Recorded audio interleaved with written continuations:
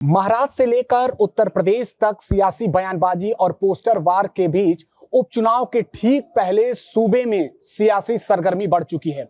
इसी बीच समाजवादी पार्टी के कद्दावर नेता और आजमगढ़ से सांसद धर्मेंद्र यादव वाराणसी पहुंचे हैं। काशी विश्वनाथ दरबार में दर्शन करने के लिए पहुंच रहे हैं। हम उनसे बात करेंगे। हमारे साथ जुड़े हैं धर्मेंद्र जी। काशी आप पहुंचे हैं। 13 नवंबर को उत्तर प्रदेश में उपचुनाव होने वाला है, कैसी तैयारी है? और इससे पहले ही सूबे में पोस्टर वार भी शुरू हो चुका है। देखिए, ऐतिहासिक मेहनत चल रही है पार्टी कार्यकर्ताओं की और बहुत ऐतिहासिक परिणाम आएंगे। लोकसभा के चुनाव के बाद उत्तर प्रदेश के जनमानस का मूड पूरे देश के सामने है और माननीय अखिलेश जी के प्रति उत्तर प्रदेश के जनमानस का लगातार विश्वास, भरोसा और उम्मीद बढ़ती चली जा रही है। और माननीय अखिलेश जी ने पिछले कार्यकाल में जो काम करके दिखाए हैं वो कारण है कि उनके प्रति जनता का बहुत विश्वास है। वर्तमान सरकार से लोग निराश हैं, इनकी नफरत भरी राजनीति से, जिसमें विकास का कहीं कोई काम नहीं है।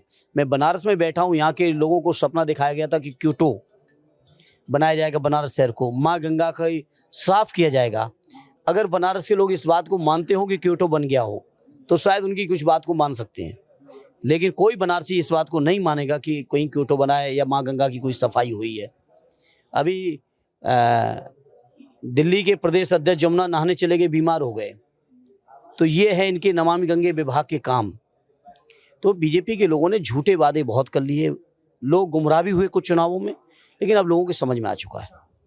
धर्मेंद्र जी, अखिलेश यादव जी के नेतृत्व में 2027 चुनाव लड़ा जाएगा, स्पष्ट है। पोस्टर भी लगे हैं, सत्ताधीश बताया गया और बीजेपी बटोगे तो कटोगे, ये नारे लगे और अब उसकी गूंज महाराष्ट्र में भी सुनाई दे रही है। कैसे देख रहे हैं? देखिए, बीजेपी के लोग चुनाव से पहले नफरत फैलाने का हर चुनाव से पहले काम किए हैं। इस उपचुनाव में भी उन्हें पता है कि ऐतिहासिक हार होने जा रही उनकी, इसे नफरत भरे बयान जरूर दे रहे हैं, लेकिन उत्तर प्रदेश का जनमानस अब बीजेपी के झांसे में आने वाला नहीं है, क्योंकि इन्होंने पहले भी कई बार इस तरह की बातें की और बाद में लोगों को महसूस हुआ कि नहीं, उनकी बात नहीं माननी चाहिए थी। और आज जहाँ उत्तर प्रदेश के मूलभूत मुद्दे हैं, हमारे दलित भाइयों के सम्मान स्वाभिमान से लेके उनको नौकरी से लेके हर जगह शिक्षा में भागीदारी का सवाल है, यही हमारे पिछड़े भाइयों के मुद्दे हैं, हमारे अल्पसंख्यक भाइयों के प्रति जो नफरत फैलाई जा रही है, आखिर ये नारे किनके खिलाफ दिए जा रहे हैं? तो सारे लोग जो एक पीडीएफ फार्मूले के तहत आदरणीय अखिलेश जी के नेतृत्व में एक हैं, सब लोग मिलकर बीजेपी को सफाया करेंगे उत्तर प्रदेश के अंदर। डिप्टी सीएम केशव प्रसाद मौर्य कह रहे हैं कि एक भाषण का ये अंश है, इसको ये उनका नारा नहीं बल्कि उन्हीं के पार्टी के नेता। तो जाके अपने मुख्यमंत्री से क्यों नहीं कहते? उनसे क्या डर रहे हैं क्या? क्योंकि जानते हैं मुख्यमंत्री से जिस दिन जाके वो कहेंगे, मुख्यमंत्री उन्हें मंत्रिमंडल से निकाल के बाहर कर देंगे। और अब केशव जी की बात को कोई गंभीरता से ही नहीं लेता है, और इतने ही गंभीरता से अगर उनको लिया जा रहा है तो क्यों नहीं अपने मुख्यमंत्री को कंट्रोल कर पा रहे हैं? धर्मेंद्र जी, कानपुर के प्रत्याशी के शिवलिंग पर पूजन को लेकर फतवा जारी हो गया, क्या कहेंगे इसको? मुझे जानकारी नहीं है क्या मुद्दा है, किस मुद्दे पर क्या बात हुई, लेकिन मैं इतना मानता हूँ हमारे देश में, हमारे पार्टी में सब लोग एक दूसरे के धर्मों का, एक दूसरे की मान्यताओं का सम्मान करते रहे, करेंगे।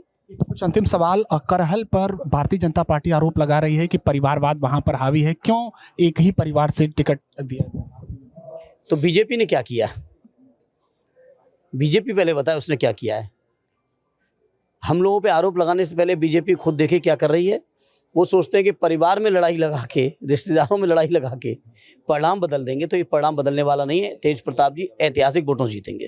अब अयोध्या में 13 छोटी दीपावली के अवसर पर जो भी आयोजन हुआ, भारतीय जनता पार्टी का ये कहना है कि हमने ये अवसर उपलब्ध कराया। एक समय था कि वहाँ पर काफ़ी अलग स्थिति हुई थी, लेकिन अब भव्य दीपोत्सव आयोजन हुआ। देखिए, बीजेपी के लोगों पर अब अयोध्या वासियों को भी विश्वास नहीं रहा।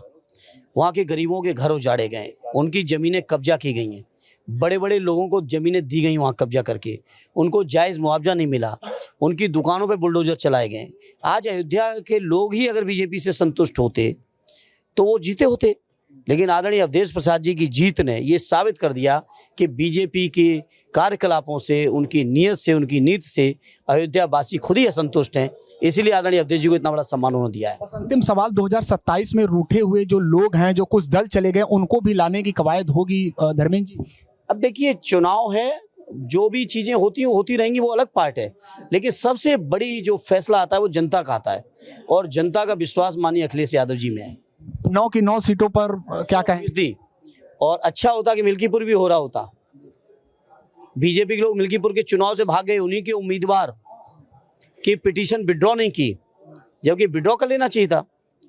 आरडी अवधेश जी के चुनाव के जीतने के बाद, चूंकि स्वाभाविक है वो इस्तीफा भी दे चुके थे, अगर बीजेपी की नीयत होती या बीजेपी को विश्वास होता कि मिल्कीपुर जीत पाएंगे, तो जो काम चुनाव के डिक्लेरेशन के बाद हुआ, ये काम तो पहले भी हो सकता था। बहुत शुक्रिया बातचीत की। तो तमाम मुद्दों पर आजमगढ़ के सांसद धर्मेंद्र यादव ने बेबाकी से बातचीत की।